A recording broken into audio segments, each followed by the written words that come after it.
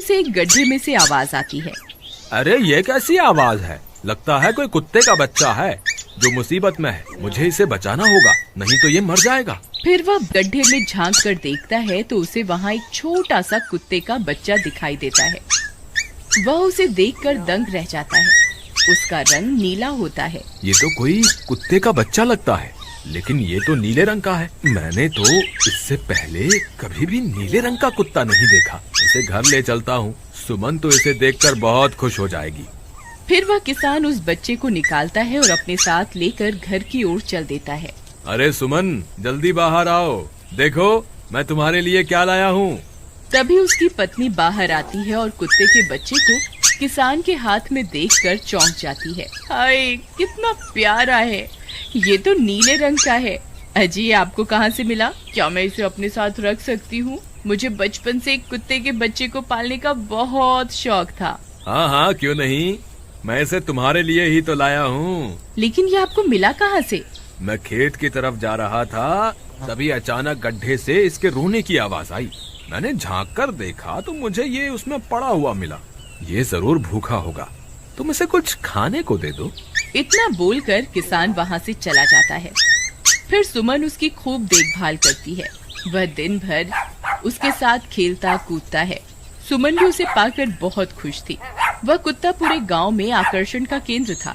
वह जब भी गांव में घूमने निकलता, सारे गांव वालों की नजर उसी पर टिक जाती थी, क्योंकि किसी ने भी नीले रंग का कुत्ता पहले अपनी जिंदगी में कभी भी नहीं देखा था। अरे हरिया, देख तो, ये उसी किसान का पिल्ला है। तूने कभी नीले रंग का कुत्ता देखा है क्या? नहीं भाई, मैंने तो पहली बार ऐसा कुत्ता देखा है। लेकिन ये इस किसान को मिला कहाँ से? इतना अनोखा कुत्ता खरीदने की हैसियत तो इस किसान की है नहीं।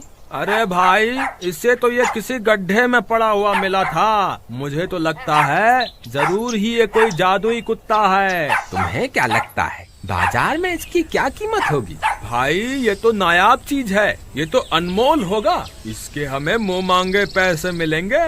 भाई, हर नायाब चीज पर तो सिर्फ हमारा ही अधिकार है। देर किस बात की, आज रात को ही इसे किसान के घर से चुरा लेंगे।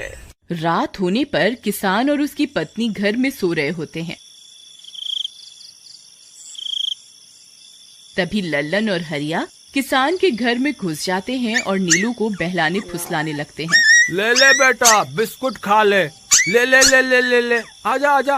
वह झट से उसे बोरे में कैद कर लेते हैं और वहाँ से 9-2-11 हो जाते हैं और भागकर अपने घर आ जाते हैं। हरिया भाई, एक काम तो पूरा हो गया, बस अब इसे शहर जाकर किसी को बेचना बाकी है। शुभ काम में देरी किस बात की, हम कल सुबह होते ही इसे शहर जाकर किसी को बेच आएंगे। अगले दिन सुबह होने पर वे दोनों नीलू को बोरे में डालते हैं और उसे बेचने के लिए निकल पड़ते हैं। रास्ते में उन्हें एक सेठ मिलता है। उसे उस बोरे में से अजीब अजीब सी आवाजें आती हैं। अरे भाई, रुको रुको, इस बोरे में क्या भर कर ले जा रहे हो? भाई, ये एक जादुई कुत्ता है। ऐसा कुत्ता पूरी दुनिया में केवल एक ही है। ऐसा कैसे हो सकता है भाई? जरा मुझे भी तो दिखाओ। वह सेठ नीलू को देखकर चौंक जाता है। तुम्हें इसके लिए 100 सोने की मुद्राएं देनी होंगी। ठीक है, मुझे मंजूर है। लो, ये लो तुम्हारी 100 मुद्राएं। आज से ये कुत्ता मेरा हुआ। वहीं दूसरी तरफ नीलू को घर में न पाकर सुमन और किसान परेशान हो जाते हैं। सुमन का रो रो कर बुरा हाल हो जाता है। नीलू, तुम कहाँ चले गए?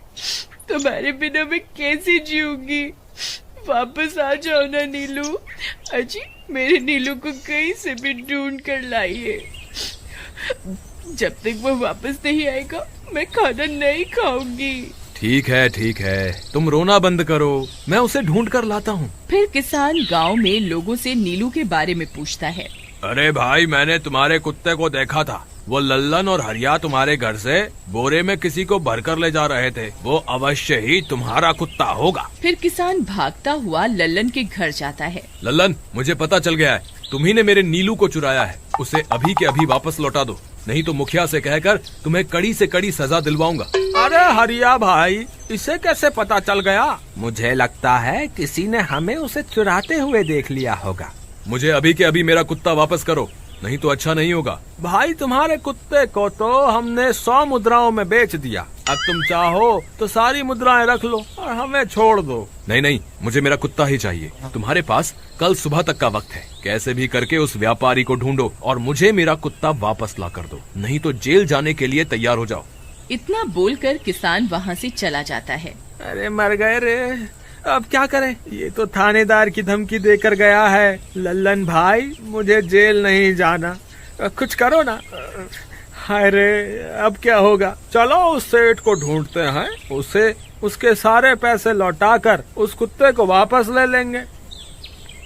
वे दोनों उस सेठ की तलाश में निकल पड़ते हैं, लेकिन बहुत देर तक ढूंढने पर भी उन्हें वह सेठ नहीं मिलता। लल्लन भाई, यहाँ तो उस सेठ का कोई नामो निशान ही नहीं है, न जाने अब तक कहाँ निकल गया होगा।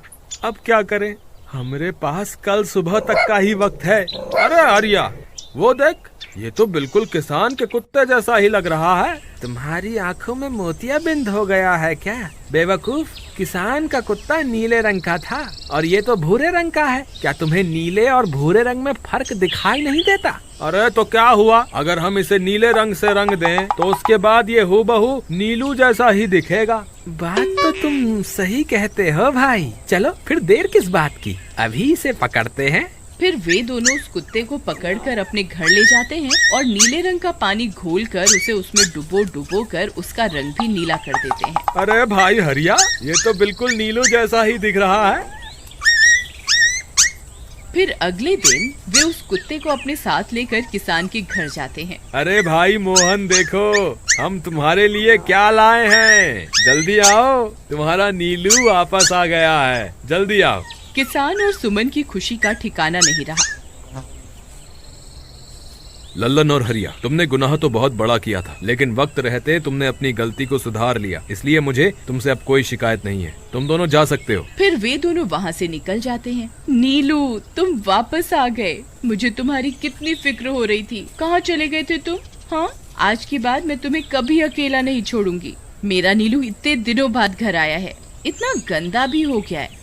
चलो अब हम नहाई करेंगे। फिर सुमन उसे नहलाने लगती है। अले मेरा नीलू नहाई करेगा, इतना गंदा हो गया है। पानी उसके ऊपर पड़ते ही वह कुत्ता छटपटाने लगता है। अरे क्या हुआ नीलू, तुझे तो नहाना बहुत पसंद था, आज क्या हो गया तुझे? तभी उसका सारा नीला रंग उतरने लगता है। अरे ये क्या, इसका रंग क्यों उतर रहा है? तभी वह कुत्ता गुस्से में आकर सुमन को काट लेता है। अरे मर गई रे, हाय रे, अरे सुनो जी, इसने तो मुझे काट खाया। हाय रे अजी, सुनते हो, जल्दी आओ, मुझे लगता है ये हमारा नीलू नहीं है, देखो इसका तो सारा रंग ही उतर गया। ये तुमने ठीक नहीं किया लल्लन, अब मुझसे बुरा कोई नहीं होगा। फिर किसान गुस्से में लल्लन और हरिया के घर जाता है। ए लल्लन, दरवाजा खोल, ए लल्लन जल्दी दरवाजा खोल, नहीं तो इसे तोड़ दूंगा। आज तुझे मुझसे कोई नहीं बचा सकता। अरे मर गए रे, ये तो उसी किसान की आवाज है, लगता है इसे हमारी तरकीब के बारे में पता चल गया।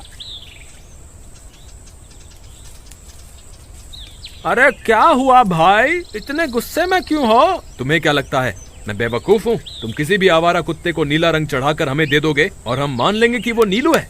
भाई हमें माफ कर दो, हमने उस सेठ को ढूंढने की बहुत कोशिश की, लेकिन उसका कोई नामो निशान नहीं मिला। भाई तुम ये 100 मुद्राएं रख लो, अब इससे ज्यादा हम तुम्हारे लिए और कुछ नहीं कर सकते। अगर तुम चाहो तो हमें जेल भिजवा दो, हम दोनों अपनी गलती की सजा काटने को तैयार हैं। किसान उदास हो जाता है और उनसे 100 मुद्राएं लेकर वापस अपने घर आ जाता है। मुझे माफ कर दो सुमन, मैं तुम्हारे नीलू को नहीं ढूंढ पाया। ये लो, ये 100 मुद्राएं हैं। नीलू को बेचने पर उन्हें इतने पैसे मिले थे जो उन्होंने मुझे दे दिए हैं। उन्हें अपनी गलती का बहुत पछतावा है, लेकिन अब कुछ नहीं हो सकता। नहीं, मेरा नीलू जरूर वापस आएगा। हम एक काम करते हैं, कल सुबह इन 100 मुद्राओं का भोजन खरीदकर गरीबों में बांट देंगे। क्या पता उनकी दी हुई दुआओं से हमारा नीलू वापस आ जाए। अगले दिन सुबह होने पर वे दोनों उन पैसों से गरीबों में भोजन बांट देते हैं और वापस अपने घर की ओर चल देते हैं। तभी उन्हें कुछ आवाजें सुनाई देती हैं। वे दोनों चौंक जाते हैं। अरे ये तो मेरे नीलू की आवाज है। नीलू, नीलू तुम कहाँ हो? तभी सामने से नीलू भागता हुआ उनके पास आता है। नीलू तुम वापस आ गए, तुम कहाँ चले गए थे? मैं तुम्हारे बिना कितनी उदास हो गई थी। किसी ने सच ही कहा है, दुआओं में बहुत शक्ति होती है।